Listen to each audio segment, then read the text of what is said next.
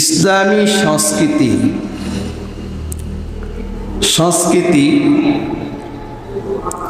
আরবিতে বলা হয় সাকাফা, ইংরেজিতে বলা হয় কালচার। প্রত্যেকটা জাতির এক একটা সাকাফা, কালচার রয়েছে, সংস্কৃতি রয়েছে। হিন্দু জাতি তার নিজস্ব সংস্কৃতি রয়েছে, ইহুদি জাতি, খ্রিস্টান জাতি, বৌদ্ধ, তদ্রূপ মুসলমানদেরও নিজস্ব পরিপূর্ণ একটি সংস্কৃতি রয়েছে। প্রত্যেক জাতির আলাদা আলাদা কালচার, সাকাফা, সংস্কৃতি আছে। সংস্কৃতি হচ্ছে একটি জাতির মেরুদণ্ড।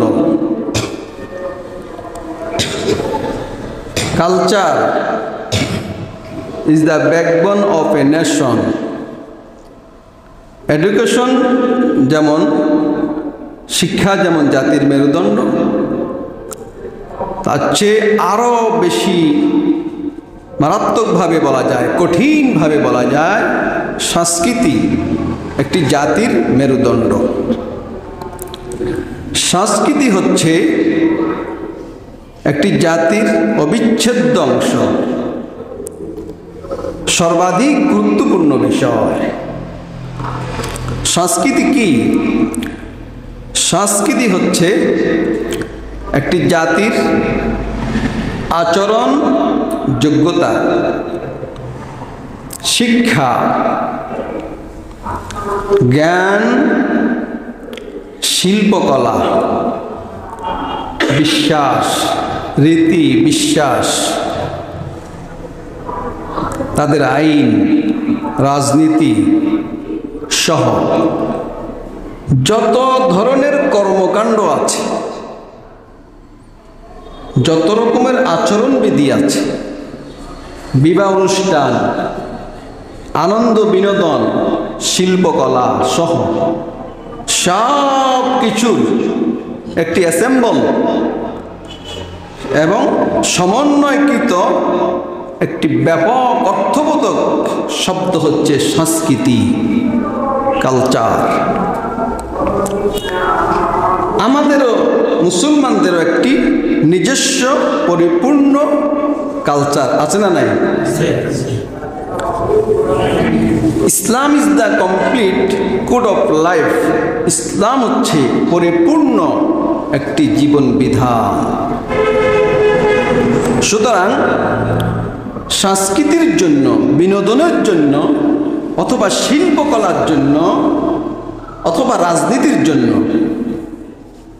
বিবাহ অনুষ্ঠান ইত্যাদির জন্য কোনো ধর্ম থেকে, কোনো সভ্যতা থেকে একটা চুল পরিমাণ কিছু ধার করার আমাদের প্রয়োজন নাই।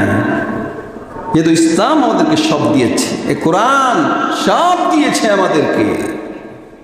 ইসলামের প্রয়োজন, মুসলমানদের প্রয়োজন, অথচ ইসলামে নাই, বিষয়টা এমন নয়। সব কিছু ইসলাম দিয়েছে। এমন পরিপূর্ণ জীবন ব্যবস্থা কোনো ধর্ম, কোনো সভ্যতা, কোনো মতাদর্শ পৃথিবীতে আজও পর্যন্ত প্রেজেন্ট করতে পারে নাই। কিয়ামত পর্যন্ত চ্যালেঞ্জ দেওয়া হলো, পারবেও না, সম্ভব নয়। কেননা আল্লাহ তাআলা মানুষ সৃষ্টি করেছেন, এর যাবতীয় প্রয়োজন তিনি মিটিয়েছেন। তিনি ছাড়া অন্য কেউ যদি এখানে মাতবরি করতে আসে, সেখানে সেটা তো অসম্পূর্ণতাই নয়, এটা ধ্বংসের কারণ হবে। এজন্য যত সভ্যতা পৃথিবীতে এসেছে, সব সভ্যতা কলুষিত, ধ্বংস, ময়লার আস্থা করে নিক্ষিপ্ত হয়েছে। ইতিহাসের আস্থা করে নিক্ষিপ্ত হয়েছে সকল সভ্যতা, মানব রচিত সব নিয়ম কানুন ইতিহাসের আস্থা করে নিক্ষিপ্ত হয়েছে। একজন মুসলিম একজন মুমিন মুসলমান তার বিবাহ শাদী হবে কোরআন সুন্নাহ অনুযায়ী। হ্যাঁ, এটাই ইসলামী সংস্কৃতি, এটাই ইসলামী কালচার। একজন মুসলমানের আনন্দ বিনোদন হবে কোরআন সুন্নাহ ভিত্তিক, এটা ইসলামী সভ্যতা, এটাই ইসলামিক কালচার, এটাই সংস্কৃতি, এটা ইসলামী সাকাফা। একজন মুসলমানের ব্যবসা বাণিজ্য, খেত খামার, শিক্ষাঙ্গন, অফিস আদালত, বন্ধুত্ব, রিলেশন, ভালোবাসা, বিবাহ শাদী, রাজনীতি, এ টু জেড, আলিফ থেকে ইয়া পর্যন্ত, সরয় থেকে চন্দ্রবিন্দু পর্যন্ত, টপ টু বটম, সব কিছু মুসলমানদের হবে কোরআন সুন্নাহ দিয়া। এর বাহিরে মুমিন দাবি করবে, এর বাহিরে যাওয়ার কোনো সুযোগ নাই, আল্লাহ তাআলা রাখেন নাই। এজন্য ইসলামিক সংস্কৃতির মধ্যেই মুসলমানদেরকে ঢুকতে হবে। আল্লাহ রাব্বুল আলামিন কোরআনে হাকিমের মধ্যে বলেছেন, ইয়া আইয়ুহাল্লাযীনা আমানু দুখুলু ফিস-সিলমি কাফা। হে ঈমানদাররা, যারা আল্লাহর উপর ঈমান এনেছো, রাসূলের উপর ঈমান এনেছো, কোরআন ও আখিরাত, হাদিস, জান্নাত জাহান্নামের উপরে যারা ঈমান এনেছো, তোমরা ইসলামের মধ্যে সব দিক থেকে ইসলামের মধ্যে দাখিল হয়ে যাও, সর্বদিক থেকে ইসলামে প্রবেশ করো। তোমার আচার আচরণ, তোমার রীতিনীতি, তোমার শিল্পকলা, তোমার জ্ঞান, অভ্যাস, আনন্দ বিনোদন, রাজনীতি, আইন ইত্যাদি সব ক্ষেত্রে ইসলামের মধ্যে প্রবেশ করো। অর্ডারটা কার? কার?